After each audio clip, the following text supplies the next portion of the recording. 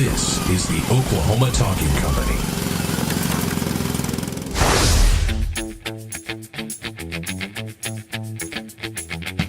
Welcome to Activate Your Strengths with Rhonda Boyle. StrengthsFinder 2.0 is an analytical assessment created by Gallup Corporation, and many people today are using it to change their lives, improve their relationships, and enhance their work experience. This is the podcast where we explore using your natural talents and gifts in your personal and professional development. And now, here's your host, Rhonda Boyle. Hey, everybody. This is Rhonda Boyle, and welcome to the Activate Your Strengths show.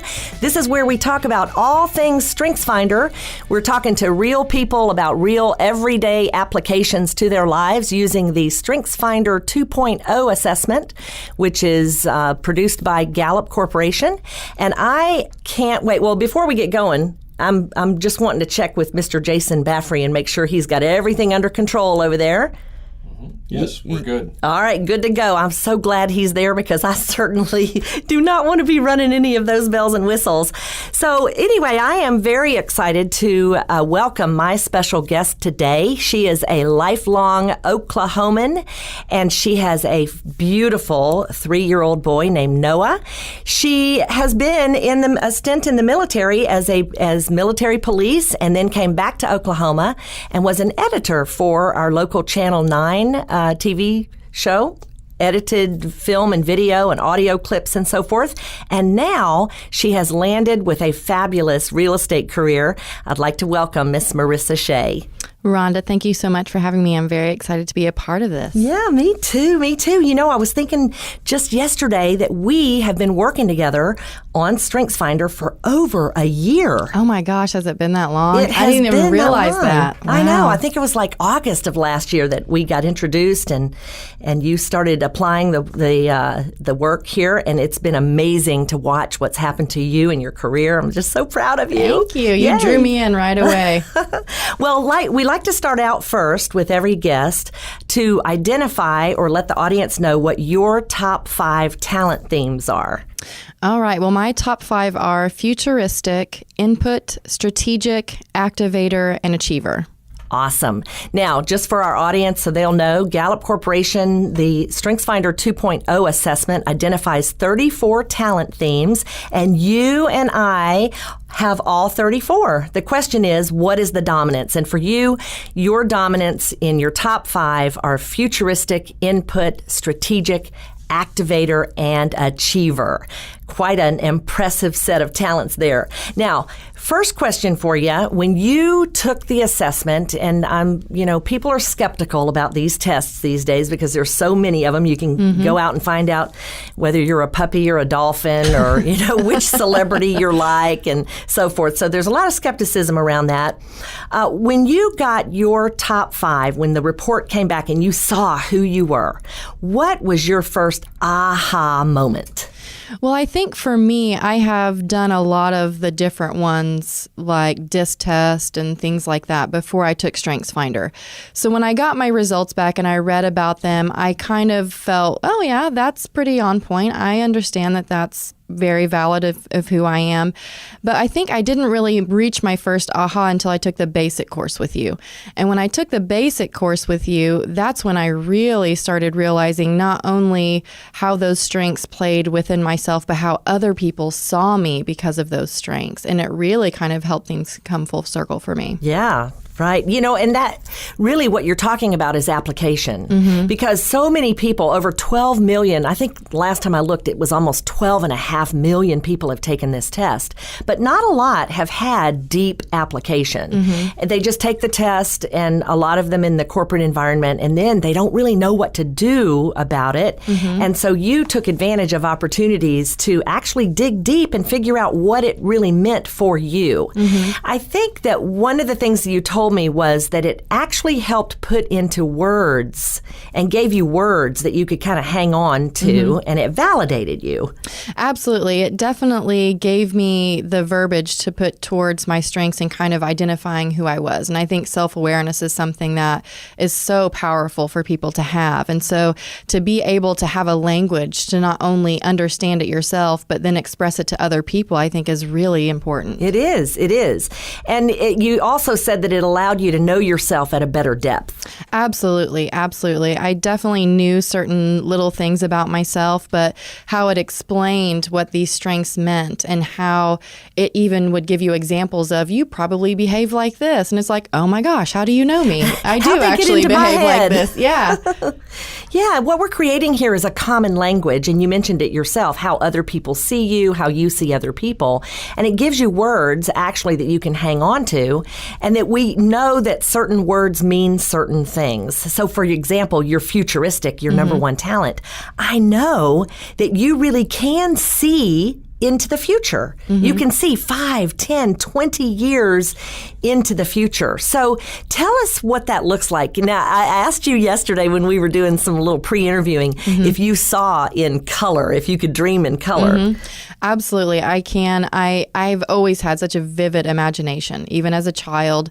And even dreams. I have very vivid in-color dreams. And so I can see things, not just say, well, maybe this will happen or maybe that'll happen. I can see it almost like it's a movie playing out in color. Isn't that amazing? Yeah. And you actually see it almost, you said, like a movie, but like maybe, is it like slides or something? Or... Yeah. Help us understand, because I don't have futuristic high enough, unfortunately. I think sometimes it can be just kind of flashes, almost like a screenshot of, oh, it could turn out like that. And then sometimes my imagination can really just play it out almost like a movie. And I can just really see it and see if I make this choice or that choice, or if I go down this path or that path. It can kind of play out this way. Yeah. So are you thinking so far, like, do you think 10 years in advance? Do you think 20 years in advance? Can you take it out that far? Oh, it goes as far as it can go. I mean, I definitely can picture myself in different things just into older age, and I mean, just pretty much as far as it can go, I can. I don't know if I'd want to see that far. I don't think I want to see myself growing older. That's funny. Well, tell us about your growing up years, because you were always a dreamer. Always a dreamer. Always such a vivid imagination. In a way, I was very much introverted because I was always kind of in my head. But I always had such a vivid imagination and could see myself at any point if I, at that time, wanted to be a rock star, or, we have those little things as kids. Sure. Man, I could see myself on that stage. Can't sing, but I could see myself on that stage, or just, I could really picture myself with anything I wanted. I could picture myself there. Right. That's amazing. That's an incredible gift. And one thing that I think for people who have futuristic, who are high in futuristic, you're shocked that the rest of us can't see. How do you know we can't see? Is there something that you're doing, like when you're working with maybe a client or with someone else and you're talking about the future? How do you know whether or not we're There's seeing? Usually a blank look on a face staring back at me, with maybe some confusion kind of energy going on. And so once I start getting that kind of response, I realize, oh, they're not kind of understanding or seeing where I'm going with this. And so I have to figure out how to use some different kind of communication to either explain it better or maybe just say they're not ready for that yet. Sure. Now, have you had people steal your dreams for, throughout your life? What do you mean? Like dream stealers, people who, when you have expressed something that you see in the future and they're like, that can't happen. All the time. It still happens to you today. If people can't see what I'm seeing, there's a lot of people who will say, maybe you should rethink that, or are you really sure that's something you want to do, or, and I don't think it comes from people not being supportive. It's just that they don't have that vision that I'm seeing it. So for them, they can't see it playing out the way that I see it playing out. No, they really can't. And they're unaware that they can't see it like you can see it. Right. So one of the things that I always tell people with futuristic, to make sure that they wrap around them people who they can express their wild, crazy, futuristic ideas to, where they created that safety or that safe space for themselves, because you don't want people to shoot your ideas down, right? And or your dreams, your visions. And the other thing too is that by expressing them and talking about them, perhaps even to other people with futuristic, you get the opportunity to test them and to kind of refine them or decide whether you are going to follow this path or that path and so forth. So, love to help you guys find people that you can talk to, because not everybody understands or gets you, especially if they're very low in futuristic. It's as if they have a black shade over the understanding the future. Yeah. So let's talk about your number 2 talent, which is input. Now, this is a talent that collects and gathers and sorts information and data and so forth. And we also collect things. People with input. So tell me how that looks in your life. Well, I definitely love to gather information. I'm an avid reader. And I do collect things. I collect books. I collect vinyl albums. Actually, yesterday after we spoke, I realized that I'm collecting this specific kind of glassware that every time I see a new one come up that I like, I'm purchasing it. So that was kind of a realization for me as I was thinking about that yesterday. So I definitely do collect a lot of things. And then I like to share the information. So I can be one of those people that we spoke about, can just a worthless knowledge of worthless facts, we talked about it, something similar along those lines. So definitely I may have a little bit of information on that and love trivia and things like that. Sure. So. My husband has input high. It's in his top 5, and he says that he is a worthless font of useless information. Yeah. Or a font of useless information. Right. So, you have facts that you have stored in your memory that you don't even know you have until you're cued, and then pop, out it comes. Right. And people with input also have a photographic memory. Have you noticed that in yourself, where you can see things in your mind's eye, or you know exactly where to go to get that vinyl record or that book? Yeah, there have been times, like if I've misplaced something or anything like that, I can just picture, I put it here. Or so I have recognized that, especially once I took the Strengths Finder and really started understanding what these strengths are. I really started kind of being a little bit more conscious of it. So I became more aware that way. I think you mentioned too that you, as a child, you collected porcelain dolls, and now you have Tell what you just had to buy, your new phone. Tell what happened there. I had to upgrade my phone for new space because I couldn't put any more music or any more pictures or anything on my phone. And I wasn't eligible for an upgrade, but I went ahead and went to the store and upgraded to the largest space capacity they had, which is like a 128 gig. And then Rhonda said, well, you should put things on your Dropbox. And I said, well, I would, but my Dropbox is also full. So I had to. Very common for people with input. And that's, each of these talents has a need, just like your futuristic has the need to share your futuristic dreams. Input has a need for places to store things, their resources, because that's what people with input want to be, is actually a resource for other people. You want to be able to serve other people and have that information. And you might have a tendency to be a little pack ratish, right? Because you can't let go of things sometimes because somebody might need it. Right. And so we often find people with input having their Dropbox maxed out, or they have their book, they have bookcases everywhere that are groaning with books and so forth. But you mentioned too, you also collect feathers. I do collect feathers. Some people pick up pennies on heads, and that's kind of their good luck charm. And for me, it's feathers. So anytime I see a feather, especially a white feather, and I actually saw one this morning before I came here, and so it was just kind of a good luck sign for me. And so if I find them, I keep them. That we were going to have an awesome interview, which of course so far it is. So people with input are collectors. So as you've mentioned, you've collected porcelain dolls and vinyl records and white flowers, and now all of your music, and people may find, they all find their passion. They may collect antiques, they may collect Barbie dolls or baseball memorabilia. It's just no end to the types of collections that people with input can have. So wonderful. Now, let's talk a little bit about your strategic. Strategic is a talent that is intuitive, and it cannot be taught. And it is your number 3 talent. So tell us what that looks like in your life.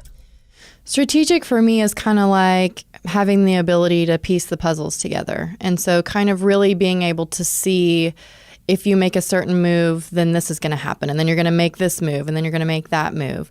And I definitely feel like I have that ability to see patterns in things. I've really recognized that I have that ability to see those patterns in different situations. Strategic is very good at detecting patterns and knowing, what the next step is. And you said that you use that a lot with your futuristic. I think it's hard to separate the two sometimes. I think it is, because the futuristic can see the future, and then the strategic is like, okay, well, here's how we can do that. So if you're wanting to get from A to Z, here are the steps between A to Z. Right. And not everybody has that gift. We know where we want to go, but we don't know how to get there. And so we need people like you with strategic to be able to show us the way that we need to go. Now, one of the issues is that we can't see what you see. And because we can't, we don't always trust. And that's something that you need. You need to be trusted. Yes. But that doesn't always happen, does it? It doesn't always happen, and that's kind of where I can go back into my input and kind of use that as a strength, because I have enough information to be able to inform someone, okay, I'm not just telling them I see this and this is how to get there. I can tell you I see this and this is how to get there, and here's why. Here's why I know that. Here's the information to kind of back it up. Right, because you've got that knowledge base and you're an expert in your field, which is what input wants to be. They want to be experts.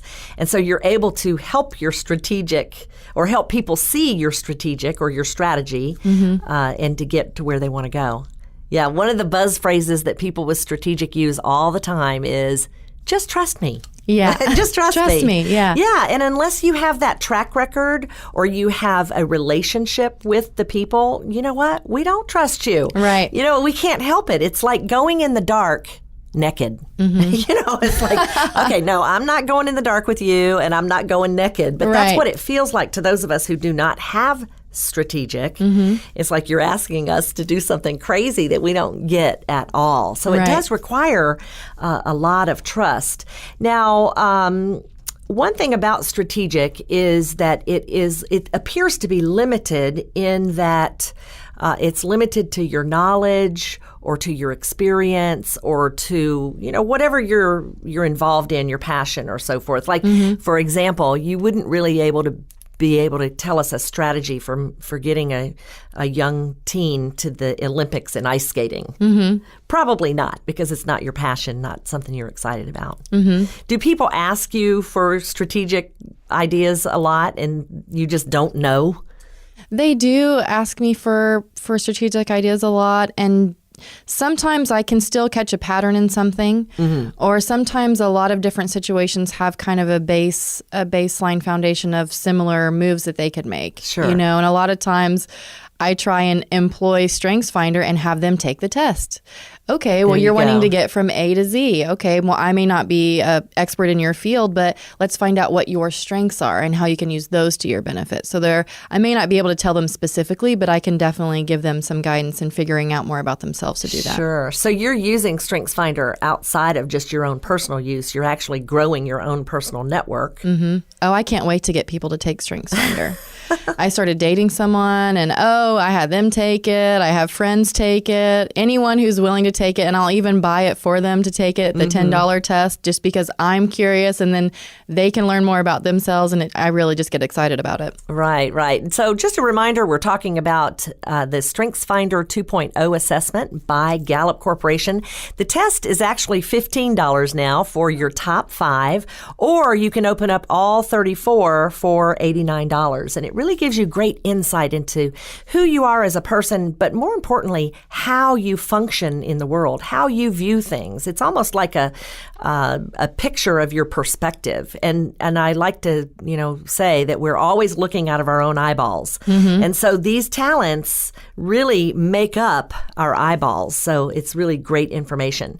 Now, let's move on quickly to your activator, which likes to move quickly. Yes. Tell me about that. I'm very impatient. That pretty much sums it up. That sums it up. I'm very impatient. And if I find something or I figure something out that I want to do, I'm going to do it. I want to do it right then. I really don't want to wait on it.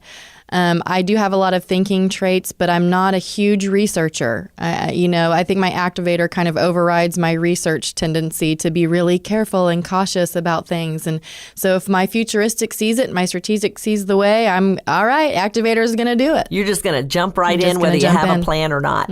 Yeah. Now, not always does it work out, right? No. Sometimes we leave a trail behind us. I have activator also. And our processes can look a little messy, can't they? They can. Yeah. Make everybody a little crazy. Yeah. And one of the hallmarks is that we start more things than we finish. Yes, that's very true for me too. I definitely recently decided I was going to teach myself how to play piano. And so I went and got a keyboard, and for probably the first week or two was really good, about almost every night a little bit. That's probably been about 4 weeks ago. I haven't touched it since then. And generally it's like, oh, well, I'm going to read instead, or I'm going to write, or I'm going to teach myself how to play piano, or I'm going to learn how to ride a bike around the lake, or whatever it is that day that seems to be something I want to do. And so it may take a long time for me to finish something. Right. So, yeah, we do leave a trail. I say that those restorative people need something. Yeah. They're the ones, that's the talent of people who like to fix things. And so we're leaving them plenty of things to fix, aren't we? So tell me, if I were to ask you, what is your biggest mistake you've ever made? Would you even be able to tell me? No. Not at all. Not at all. And that's because people with activator are fearless.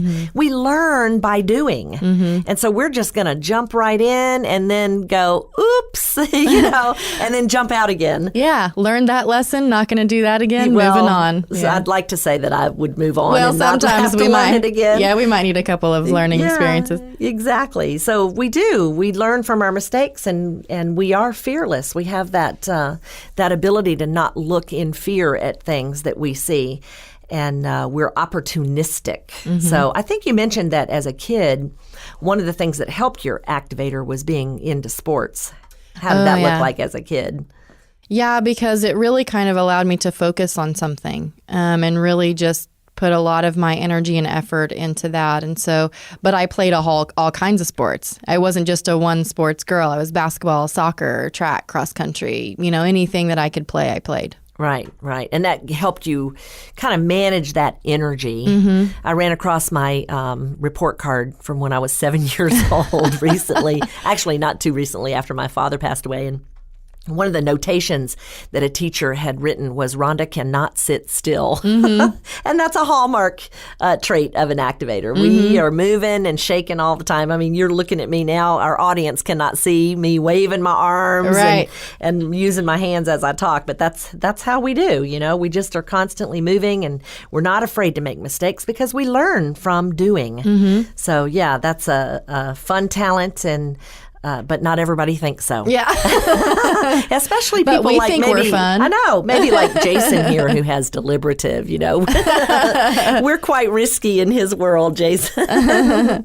All right, let's talk about your achiever. You're an achiever. You're like a type A girl, aren't you? I am a type A, and every day starts at 0. I have to achieve something every single day to really feel like I'm accomplishing something. And so I definitely love to handwrite down my list of tasks and mark those off. And I have a great deal of satisfaction by marking off the last one every day. Every day. Now, what would happen if you actually went to bed with one of them still on your list? Are you going to sleep? No, you're not going to sleep at all that night. No. So you make sure you go to get everything cleared off your list. Yeah, I always have something to do. There's always a task. And if I check it off at the end of the day and I have more time left, I need to go do this. I need to clean the house, or I need to do laundry, or I need to call this client, or I need to do this. So there's always something. Sure. Now, have you been accused of being a workaholic? Oh, yeah. Yeah. Oh, yeah. I Definitely. think a lot of books have been written about the achievers or the overachievers. Yeah. And I think probably the thing that you have to be careful about with achiever is recognizing that some people don't have it and don't feel that need. I'll be transparent here and tell you that achiever is my number 27. So if I write anything down, I don't even make it to the grocery store with my grocery list because I don't even think to write things down. And so, I get things done. I just don't get it done the way that an achiever does. And I have no problem going to sleep if I didn't have anything undone. So tell us about the checklist. You found a checklist recently, didn't you? You were mentioning that you find them sometimes. Oh, yeah, because I'll write them down on random different pieces of paper. And I was going through, my input has a hard time getting rid of paperwork, apparently, because I'm finding piles of it randomly. And I'll be going through it and deciding, all right, I'm going to go through this and throw some stuff away, and I'll just find checklists. Yes. Yeah. Yeah, you keep them probably strewn all over the house, right? So some people with Achiever also, what you need is to be busy and productive. It's a deep need for you to just constantly be feeling like you're producing something. You're in productivity. Now, how about vacation? Vacation for me, I usually end up still working, and there's never really a full vacation. There have been a couple of times I've come back and felt like I didn't really rest much. That really wasn't a vacation. Or I'll find that if I do have more of a time to kind of relax and rest, I'm actually eager to get home so I can work. Yeah, and that's just who you are, right? And so I think, though, that probably the biggest consideration for you is making sure that you don't judge other people who don't have Achiever, because that's what we are. If we're always looking out of our own eyeballs, then we're always judging other people based on how we would do it instead of how they would do it. And that was a huge aha for me in taking the basic and your intensive course, was learning, because you can learn how other people are the way they are. And it really relieves you of feeling judgmental of others, because you can say, oh, well, they're this. I can understand why they're that way. And so you're a lot less judgmental of other people, a lot more accepting of who they are. Yeah, it is really all about acceptance for other people. That's what makes us happy. And, when we can just accept that people are going to do what people do. And this does help identify what they do. So, and not only identify, but then you know what their needs are. So if you're in direct interaction with them, you know different things you can do to kind of fill their bucket, so to speak. Sure. And make them feel like they're getting what they need. Yeah, exactly. Now, I know that you happen to have opened up all 34 of your talents. I have. I know. And I was not surprised, but how many of yours are thinking talents? 6 out of my top 10 are thinking. So you really are in your head all the time. Oh, yes. Yeah. So what are a couple of your other talents that you see in that 6 through 10 that make a big part of your life? I definitely think the maximizer is something that I see a lot. I definitely expect a lot of myself. I'm constantly trying to refine my skills, like wanting to be mastery at something, always growing and learning. And then I have learner in my top 10 also, so that adds to it. And definitely want to bring out the best in other people. I always want to help other people and bring out the best in themselves. Any kind of mentorship I can do, or coaching or anything of that nature, I love doing those things. Yeah. Maximizer is that talent that aims high and has a standard of perfection. Yeah, we can be a little picky perfectionists, can't we? Yes. That's kind of like the downside of it. So Relator is also in your top 10. So how does that look? Relator for me, we had spoken about before how you said, Relator kind of has that inner core. And inner circle. The inner circle of people. And generally with Relator, there's about between 1 and 3, maybe people that are in your inner circle of people. Sure. And that's very true for me.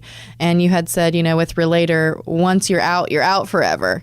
Pretty much. And that's pretty much how it happens. I don't just kick people to the curb, so to speak, but my inner core, my inner circle of people is very, very few. But you won't kick anybody out of your inner circle unless what happens? It's got to be a big... Oh, like betrayal. Betrayal, yeah. It's got to be something that really hurts and cuts to the heart. Otherwise you keep friends forever. Yeah. Are you still friends with your, kindergarten people or high school? I have a friend from grade school that we're still friends. Yeah. Isn't that funny? That's fun with relators. So...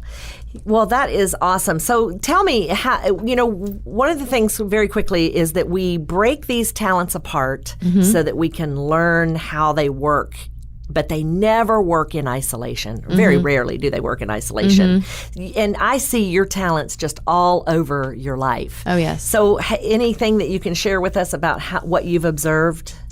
Well, even just in every day-to-day life, I've been able to kind of break it down. And with my career, especially with working with clients in real estate, my input comes in right away because I want to do a needs analysis for my clients. And then at the same time, I want to inform them. And that kind of gives us a level of trust. My futuristic then sees their wants into what home they're wanting, and I can see that house for them. Sure. Strategically, then I kind of put the pieces together with their finances and location. How can I make that all come together for them? Right. And then my activator is ready to go. Let's go look at houses. We'll go look at them last minute. Just whenever you want to see them, let's do it. And then strategic kind of comes back in to negotiate. My achiever closes the deal, and then my maximizer feels great at the end of the day. There you go. See, you can't get away from them. They're Nope. all over your life. So that's quite exciting that you're able to pull all that together and see how it works. It makes you a better real estate agent. Thank you. Yeah. So that is really where we're going today, or finishing up here. And want to make sure that our audience knows how to reach you, where they Okay. can find you. So Well, that you can call me, 405-760-0087. You can go to kellerwilliams.com, and you can find me there as well. I'm also on Facebook. You can just look me up, Marisa Shea, and I have a real estate page as well, and I'd be more than happy to reach out and connect to anyone. yeah, and let's spell your last name just to make sure. S-H-E-A. S-H-E-A, Marisa Shea. Thank you so much for being our guest today. We appreciate that. And if you would like to find out more about us, you can go to www.activateyourstrengths.com. We have workshops, so we'd love to invite you to come to that. And you can register there at the website. If you'd like to find us on Facebook, we have a fan page at Activate Your Strengths. We can be found on Twitter at Activate Strong and on Periscope at Activate Me. And that's our show for today. We thank you for tuning in, and we will see you next time. Activate Your Strengths with Rhonda Boyle is a presentation of Oklahoma Talking Company. Learn more and listen to other great programs at oklahomatalking.co. This has been a production of Destiny Creative.